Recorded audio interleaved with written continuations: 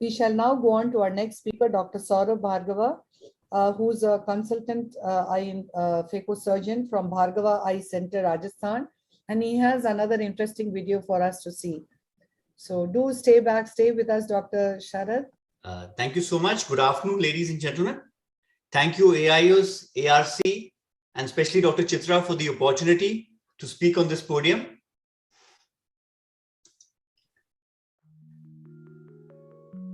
I'm going to talk about the top pearls in preventing a PCR in polar cataract surgery. Now, this was a case of polar cataract I operated 2 months back. And despite all precautions like good rhexis, mechanical hydro-free dissection, slow motion phaco, visco exchange during all steps of surgery, this was the outcome. Here, a hydrophobic implant, which though did not open slowly and would not have caused any damage during routine surgery, caused this. A large triangular PC rent was staring at me, which made me rethink my surgical strategies.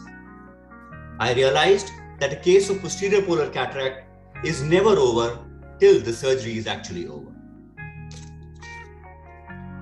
So here again is a case of polar cataract which I operated recently, and here I was determined to prevent an unfriendly surprise by doing a meticulous surgery, the top pearls of which are as follows. One should do a thorough pre-operative evaluation and differentiate between a localized posterior subcapsular cataract and a polar cataract. The rhexis, in this case, I'm aiming for a 5 millimeter rhexis. Getting a perfectly sized rhexis is extremely critical in such cases, since we may need to take help of the rhexis to achieve an optic capture in the event of a PC rent. As we all know, hydrodissection is contraindicated in such cases. Here I'm doing a hydro-free mechanical dissection to free the attachment of the anterior cortex with the capsule. This I achieved using a blunt iris spatula. Now, polar cataract surgery is essentially a low flow, low pressure surgery. As you can see, the IOP is only 34 millimeters of mercury, which works out to be a bottle height of 54 centimeters. The average AFR is 30 and the average vacuum is just 350. It's a soft cataract, and I'm working to emulsify the nucleus from the periphery towards the center. The key to success in polar cataract surgery is to do a visco exchange to maintain the IOP in the safe range during every step of surgery. So here, before I exit the phaco probe, I'm pressurizing the eye, just adequately pressurizing the eye, not over pressurizing, to maintain the IOP. A bimanual irrigation aspiration provides good access to 360 degrees of the capsular bag, so it's very helpful.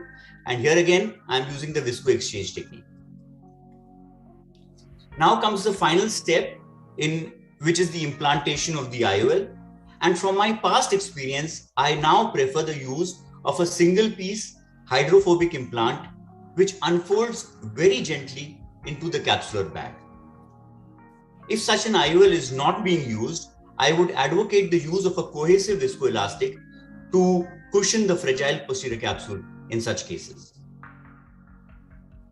So my final learning from polar cataract surgery is that we should never allow the anterior chamber to suddenly deepen or get shallow. We have to slow down each step of our surgery, and for that, patience is a great virtue to have in such cases. Thank you for your kind attention. Thank you very much, Dr. Bhargava. That was again another wonderful video and lot of learning tips.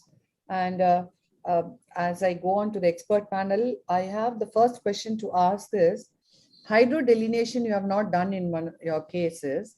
You've started off with a mechanical delineation alone. Now, does a mechanical delineation rule out a hydrodelamination, need of a hydrodelamination procedure? And how do you explain that a mechanical can take the role of a hydrodelamination?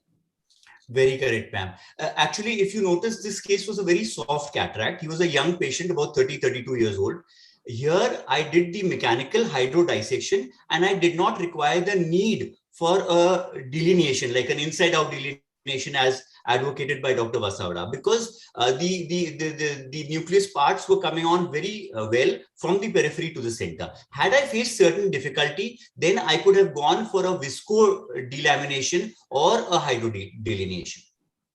A mechanical delamination, not a mechanical hydrodissection. You didn't do a hydrodissection. You just no. I didn't do a hydrodissection at all. But don't your others on the expert panel? I want your thoughts. Don't you think by doing a hydro delamination, you're creating multiple layers of cushions, which is actually protecting the posterior capsule? A mechanical separation is very much on the superficial plane. So, Dr. Gaurav, would you want to add? Hello, welcome to the meeting. Hello, ma'am. Thank you so much for inviting me, and hello, everybody. Very nicely shown. I just thought of two things. In fact, your point is absolutely right. For myself, I prefer to do a little bit of hydrodelineation and have a golden ring kind of a thing, so that you have then that scaffold on. Yeah, hydrodelamination, not delineation, so that you have a scaffold, of epinuclear, tissue. I mean, some cortex or something which will stay till the end, and then you gently kind of remove it from the equator and leave that last chunk right in the middle for to be kind of floated out in the end, not even aspirated. So I totally agree. And two more quick points which I thought I can add here. One was that you did mention that you would like to have a perfect 5mm rhexis, but you did not use any device to guide you. I mean, I would have used a rhexis marker, which is at 5mm to ensure that I get a 5mm rhexis. Sir, I did use a device, but it's a 4-minute video, so I couldn't show every part of the thing. Sure. I did use the Baraji rhexis marker. Sure. And the last point is that even hydrophobic IOLs, which because they have a very, the haptic, the way it folds, if you touch while injecting, if you touch it, so you have to have a deep AC, relatively deep AC with viscoelastic. I have broken posterior polar cataracts when my haptic tip, like the bent part, touched or rubbed against that posterior capsule. So you have to ensure that you go and inject it in such a way that it doesn't touch the PC at all and it goes under the rhexis and in the periphery and then opens up. If you, in fact, hydrophobic can cause more problems because the haptics, as far as how sharp they are or how rigid they are, they can actually puncture the posterior capsule in that central area if you touch that area. These are just 2-3 things that I thought. The other question which I have to ask is, he had a PCR when that single piece IOL was there in the bag in the first case when a good surgery was done. Now, I want thoughts like why would any of us would you place a single piece haptics in the sulcus and try to do a reverse optic capture? Would you do it, or would you remove the lens and place another 3-piece multifocal lens in place? Dr. Mohan, Dr. Ramamurthy, your thoughts? Yeah, we can do a reverse optic capture. That's one thing, but a little difficult, but we have done it. If the first case, because the second case, I was not able to see some problem with my Wi-Fi. First case, I think he did wound-assisted implantation.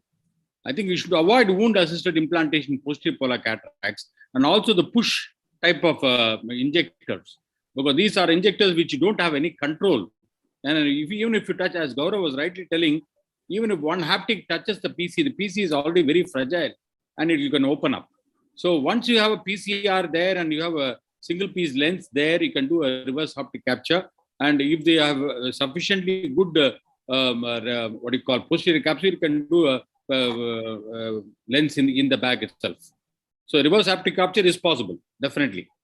I think reverse optic capture, by definition, is where the haptics is in the bag and the optic edge is in the sulcus. But in this situation, if there is a fairly large rent which has been inadvertently created, leaving the haptics behind there might be a little difficult. So what could be done is more a conventional optic capture where you bring in the haptics into the sulcus and then, because he has a nice 5mm rhexis, push in the edge of the optics inside. I mean, leaving the haptics inside and creating a reverse optic capture may not stabilize the lens too well. But then whether you leave the haptics or optics in the sulcus, the question always arises as to whether this is going to cause inflammation, raise in pressure, etc. So, but all of us have done it once in a while, though it's not the best way to go.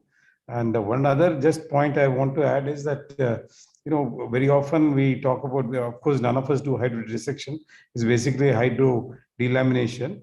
But once the bulk of the nucleus has been taken out or the endonucleus is taken out, I'm not wary of going in with a visco dissection or even a hydrodissection, because no longer the bag is under stretch.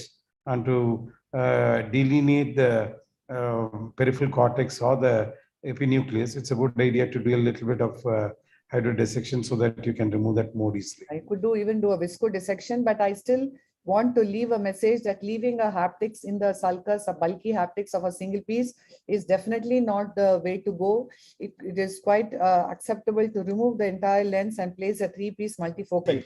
But when we are talking of multifocal, supposing at that point of time you don't have a 3-piece multifocal with you, and you have placed a single piece, or rather in a different kind of a situation where you have placed a single piece in the bag, and you decide, the patient comes back to you later for want of a multifocal IOL, would any of you suggest placing a multifocal piggy bag in these patients?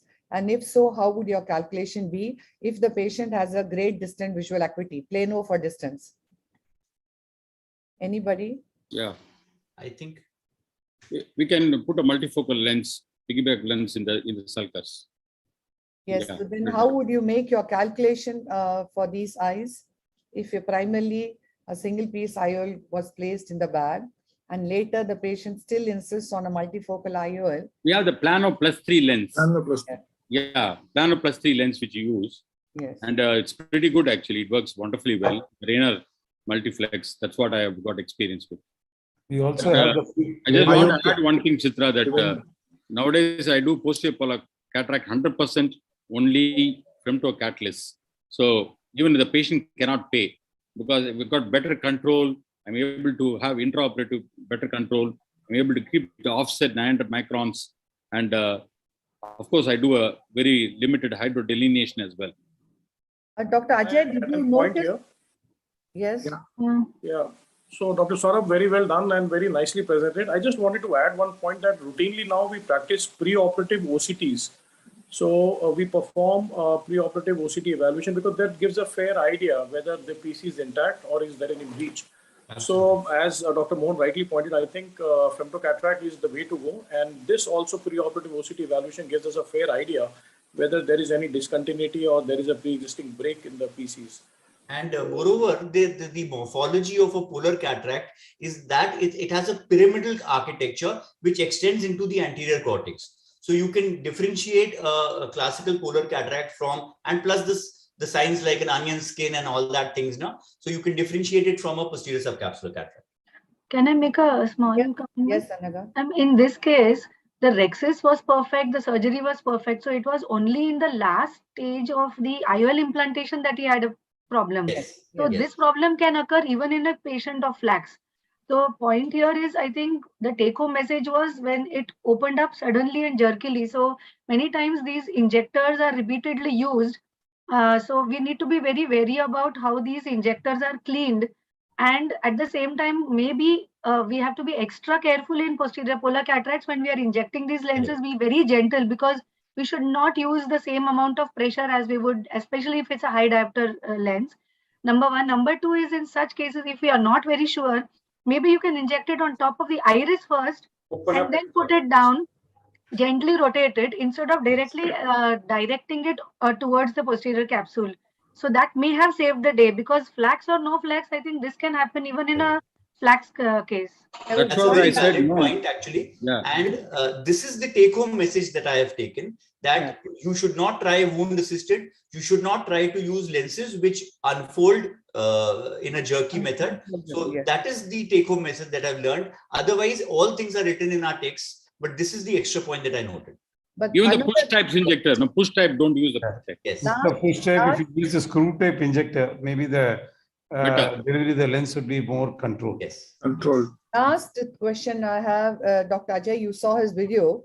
In the sub-incisional the nucleus fragment which were there, he has not done a hydrodelamination. He's just done a mechanical delamination. How would you get approach when the nucleus is stuck there? how do you get approached to remove the sub-incision? She says, no, he removes the periphery and then comes to the center. How do you avoid that challenging moment? It is a side put spatula. I would mechanically get that part as much as close to the central part and then take it. I mean, that's a challenge when you in a soft view where you don't want to rotate it. And how do you do it? So normally, or either that or a visco. Go from the side put visco and just get it the center and do. At the same time, always be ready that don't overinflate. I mean, this is something that we are saying, that inflate the bag just enough, even when putting that lens, just enough, because there have been, as you said, even the last case where you put the lens and you try to hydrate the wound and the PCS rupture. That is also happening. So this is the right balance one has to maintain right through the end of the surgery. As he said, the surgery doesn't end till it ends. So that's it. Yes. And Dr. Sorabh, that was a wonderful, wonderful.